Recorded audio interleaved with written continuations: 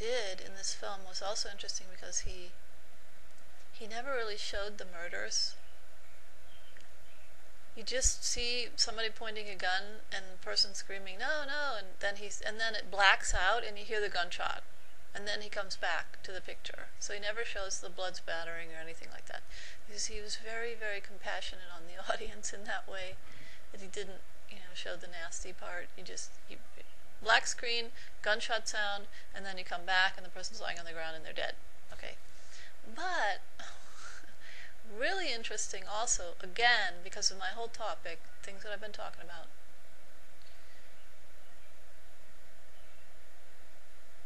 In a way, you feel sorry for these characters, right? I mean, this is the way films get us.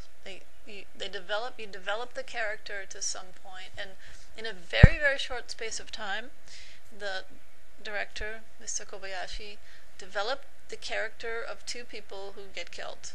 Really, within minutes, they develop these characters and make you feel something for them, some compassion, and then he kills them off, okay? Like I said, with the black screen and the gunshot sound, like that. And then at the end of the movie, see, they've been buried in a shallow grave. At the end of the movie, you see them climbing out of this grave, these two characters, and suddenly, as the audience, you feel relief. Like, oh, they're not dead after all.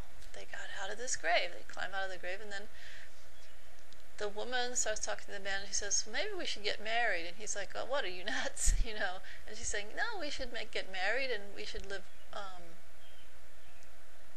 decent lives and have a family. And so then they go off and they're talking about this.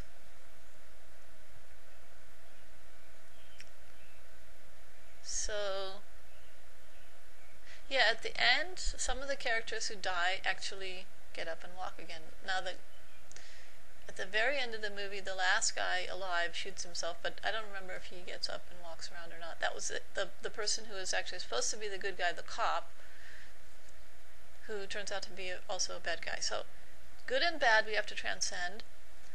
Nobody really dies. This is what the collective consciousness is getting right now, what I'm seeing from this film. Nobody really dies, and can't tell the difference between good and evil. They're both our enemy, both of them, because we have to transcend that. We have to go past that. And then, what's the last thing I wanted to say about that movie? Yeah, in the very end, you see the two guys, the cop and the policeman and the Yakuza, the Japanese mafia guy, they're traveling back the same road that they came on, and they are having exactly the same conversation. Or they're traveling a different road. In any case, you're seeing a different road, but it's again, they're traveling in a car, and they're having exactly the same conversation that they had before. So this repeating is there. And it's like, okay, so what happens is you die, get rid of a body, take another body, do the same thing again. This is what I'm seeing in the film. So interesting that's the message that's coming through this Japanese film from 1999. Okay. Hi. It's tomorrow. Okay.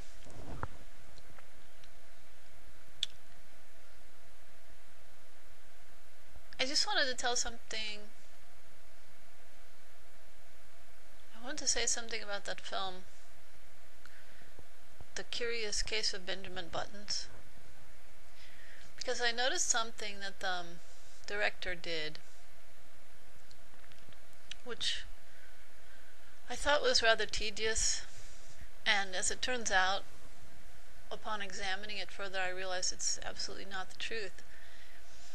And I just wonder if audiences actually feel this when they are watching a film and the director presents an idea which is not in line with how things really are. People start to squirm and get uncomfortable and feel irritated and somehow imposed upon. That the author of this work is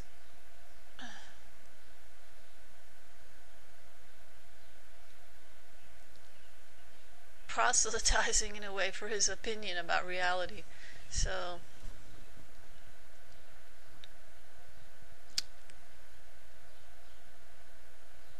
at a point in the movie, there's an accident, quote unquote, that happens, and a woman who is a dancer gets her leg smashed and can't dance anymore.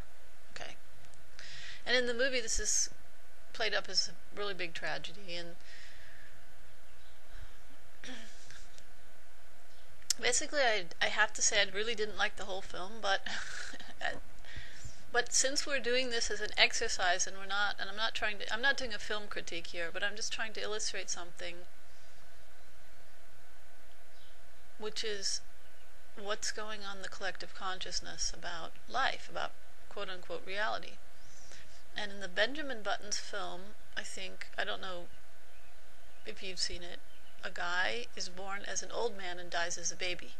So he has the reverse process. He's going backwards. And I described this in a couple of days ago as the process of yoga, losing all of your material coatings and going back to the state of the being, then going back and back further into the source of life itself. And that's what I thought it was about. So, but I just wanted to say something about this thing that this guy did in the film. The director has the camera follow two different parties at a certain point, and then there's a voiceover, which I never liked voiceovers. I don't know about you, but Brad Pitt is reading this thing about his life, and then he's philosophizing and saying, okay, so this accident would not have happened if XYZ person hadn't stopped for coffee, if the cab driver had not stopped for coffee, if the woman had gotten the earlier cab, and blah, blah, blah. All of these things that supposedly happen to cause this accident. And then I just wanted to say to you, people, it doesn't work like that. Now, who am I to say that? Well, I'm nobody. I am nobody. Truly speaking, I'm not a body. Okay? And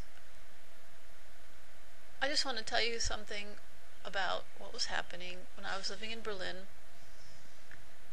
All my life I've been going through this process of yoga. I'm not going to say that I'm a yogi. I don't want to call myself a yogi. I don't want to say that I've achieved anything. I haven't. But I've been going through this very interesting process of losing my personality, of having everything wiped out, having the slate wiped clean. And that was the metaphor in this film of the man being born as an old man with all this baggage, with all the hardness, with his body being very stiff and everything, and then moving backwards until he's like a newborn baby, and then disappearing. So in the process of yoga, quote unquote, we get rid of all of our past, all of our memories, and we actually lose this facade called personality. Now, it doesn't mean that we don't have a personality in the sense that we don't present something to the outer world. We do that. But what we present to the outer world depends on what part of the world we're in. We become much more flexible, because what we do is we then meet everybody on their own level, because we don't have this extra baggage of I'm a this and she's a that, so I'm in the superior position and she's in the inferior position, or vice versa. Okay, we don't have all of these extra things that people carry around there. It's the socialization, basically, what we're getting rid of. And we can be true to our own self and see that we are everywhere. We see our own self in every person, every being. So, using the film as a metaphor for that, but then the director took the liberty of expressing to us his opinion about reality, which is that it's a machine, and it just works like that, boom, boom, boom, and there's no sense of rhyme or reason to it, and it's just not true.